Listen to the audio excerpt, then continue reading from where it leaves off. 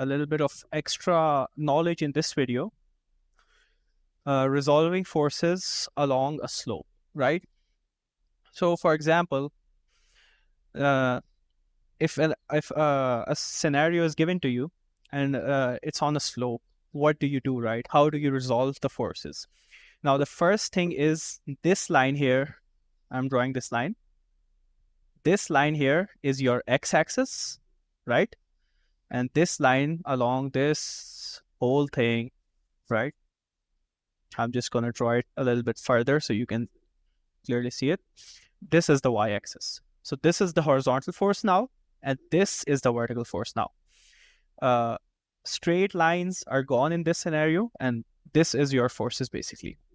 Now, this is the only thing you need to basically resolve here is the weight, and everything would be given to you in this y direction and x direction, or even if not, you can resolve the forces given with an angle, right? So the only thing that you need to worry about resolving yourself for the most part is the weight of the box, right? So how does the weight apply downward and how much? Now you instinctively know that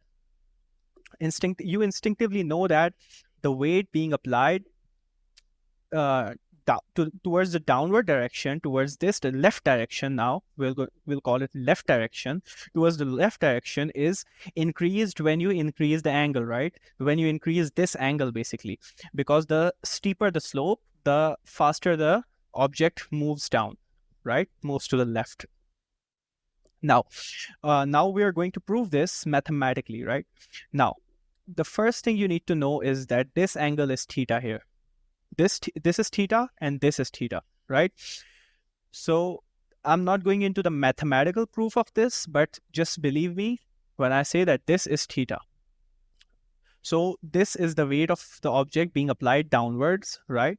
So this is going to be applied the same way as anywhere else on the planet, in this direction, straight vertical down. But now this is not a direction in our vocabulary. This is the x-axis and this is the y-axis, and we need to resolve this force.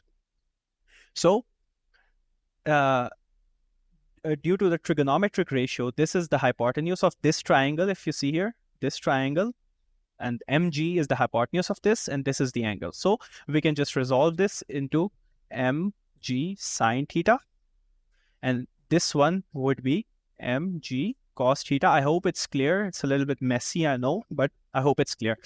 Now, this force here is the force that is applying towards the left side of the slope. So this force would be mg sine theta.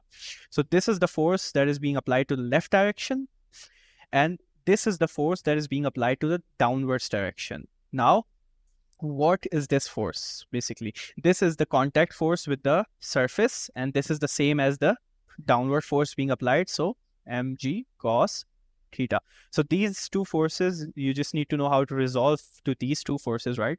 Mg sine theta is the left force, and mg cos theta is the upward force of the contact force due to the contact between the slope surface and the object. So this is basically it, and this is just an extra detail that you should know about, and I thought that this chapter was the perfect segue into this concept. So hope you learned this, hope you enjoyed. Thanks for watching.